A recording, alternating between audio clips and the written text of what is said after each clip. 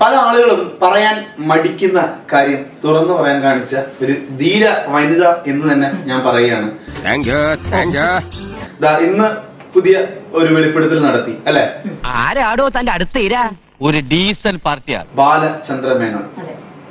എന്ത് പറ്റി സാർ? നല്ലപോലെ വേർക്കുന്നു.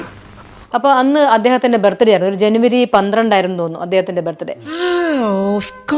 ഞാൻ ഓർക്കുന്നു, വല്ലാതെ ഓർക്കുന്നു. വളരെ പെർവേർട്ടഡ് സെക്സ് വികൃതനായ, ആരും ബഹുമാനം അർഹിക്കാത്ത ഒരു മനുഷ്യനാണ് ഈ ബാലചന്ദ്ര മേനോൻ. നോ, ഇതൊക്കെ കെട്ടിച്ചമച്ച കള്ളക്കഥയാണ് സർ. ഇത്തരം ആരോപണങ്ങൾ ആർക്കും ആരുടെ പേരിലും എപ്പോ വേണമെങ്കിലും ഉപയോഗിക്കാം. ഇതൊന്നും വിശ്വസിക്കരുത് സർ. റൂമിൽ പോയിട്ട് കടന്ന് ഒരു 12 മണിയാകുമ്പോഴത്തേക്ക് എന്നെ വിളിച്ചു, മിനു ഉറങ്ങിയോ? ഞാൻ പറഞ്ഞു ആ ഉറങ്ങി. ആ ഇങ്ങോട്ട് വാ, അർജന്റ് കാര്യം, പെട്ടെന്ന്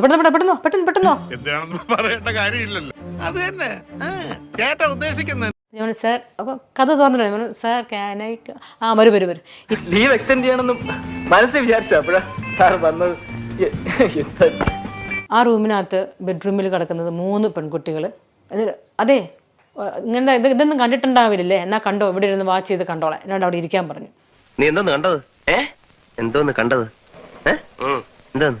ഫുൾ നെക്കഡ്, വസ്ത്രമൊന്നും ഇല്ലാണ്ട് നഗ്നയായിട്ട് കിടന്നു.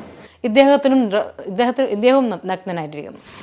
എനിക്ക് വസ്ത്രങ്ങളോട് പൊതുവെ ലേശം വിരോധ. അത് ശരി, ഇതാണല്ലേ നിന്റെ കയ്യിലിരിപ്പ്. നിന്റെ രോഗം എന്താണെന്ന് എനിക്ക് മനസ്സിലായി. അപ്പൊ ഞങ്ങൾ ഷൂട്ടിംഗ് കഴിഞ്ഞ് വന്നിട്ടേ ഉള്ളൂ, ലൊക്കേഷനിൽ നിന്ന് വന്നിട്ടേ ഉള്ളൂ. അപ്പൊ ഞാനും സാരി വേഷം. നിങ്ങളെ ആ സാരിയുടെ ഡിസൈൻ കസറിട്ടോ. അപ്പോൾ ഞാനവിടെ കയറി ചെന്ന് ഇങ്ങനെ കയറി ചെന്നപ്പോൾ പുള്ളിക്കാരൻ്റെ അടുത്ത് അവിടെ പോയിരുന്നു. അപ്പോൾ പുള്ളിക്കാരൻ വളരെ സ്റ്റൈലിൽ, അതെ ഞാൻ ഇന്ന് വിളിച്ചത് ഇതുമായി ഉറങ്ങാനൊരു തുണ. നിങ്ങൾ രണ്ടുപേരും ഒന്ന് ഡ്രസ്സോ വ്യവസ്ഥയാവണം, രണ്ടുപേരും എനിക്ക് കാണണം. ഡ്രസ്സൊക്കെ ഒന്ന് മാറ്റണം.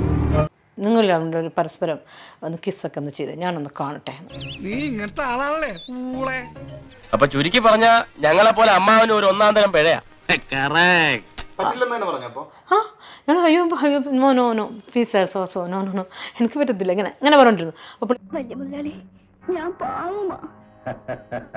അവരോടാണ് എനിക്ക് കൂടുതൽ സ്നേഹം. അയക്കല്ലേ പറഞ്ഞു. ഞാൻ കുറേ നിർബന്ധിച്ചു ഞങ്ങൾ അങ്ങനെ തന്നെ ആയിരുന്നു. തിരിച്ചുകൊണ്ട് അങ്ങോട്ടും ഇങ്ങനെ നോക്കിയിരുന്നു. അപ്പൊ പുള്ളിക്കാരൻ അങ്ങ് വ്യവസ്ഥനായി. ഇവനെ ഒന്നും പറഞ്ഞിട്ട് കാര്യമില്ല. തറവാട്ട് മഹിമ എന്ന് പറഞ്ഞ സാധനമുണ്ട്, അതൊന്നും ഇവന്റെ പടിവാളന്റെ 5 അയലോത്ര പോയിട്ട്. പുള്ളിക്കാരൻ അങ്ങ് കൺട്രോളെല്ലാം, പുള്ളിക്കാരൻ അങ്ങ് വ്യവസ്ഥനായിട്ട്. പുള്ളി ഞങ്ങൾ രണ്ടുപേരുടെ മുമ്പിൽ ഇരുന്നുകൊണ്ട് പുള്ളിക്കാരൻ മാസ്റ്റർബേറ്റ് ചെയ്ത് തുടങ്ങി. പുള്ളിക്കാരൻ ഇങ്ങനെ കാണിക്കുന്നുണ്ട്. അപ്പോഴത്തേക്ക് ഇയാളോട് എന്നിട്ട് ഞങ്ങൾ ലാസ്റ്റ് സ്കല്ലം വന്നപ്പോഴത്തേക്കും കുറച്ച് ലേശം അങ്ങോട്ട് പുള്ളിക്കാരുടെ സാരിയിലും വീണിട്ട് എൻ്റെ സാരിയിലും വീണു, രണ്ടുപേരുടെയും ഇവിടെ ആയിട്ട് വീണു. പുള്ളി എന്ന് വെച്ചിട്ടുണ്ടെങ്കിൽ സത്യം. അത് കഴിഞ്ഞപ്പോഴത്തേക്കും ഞങ്ങൾ അവിടെ നിന്ന് പോന്നു. പിന്നെ ഞാൻ ഞാൻ സാറേ ഇനി എന്നെ ഇങ്ങനത്തെ കാര്യം എന്നെ വിളിക്കരുത് കേട്ടോ. ഇത് ഈ നാട്ടിൽ നീ എല്ലാവരോടും പാടിക്കൊണ്ട് കിടക്കുന്ന പാട്ടല്ലേ വാസുണ്ണി? എത്ര പാടിയിട്ടും ഒരു പ്രയോജനവും ഇല്ല ചേട്ടാ. അങ്ങനെ ഒന്നും ഞാനും ആലോചിക്കാതിരുന്നില്ല. അപ്പൊ എല്ലാം പറഞ്ഞ പോലെ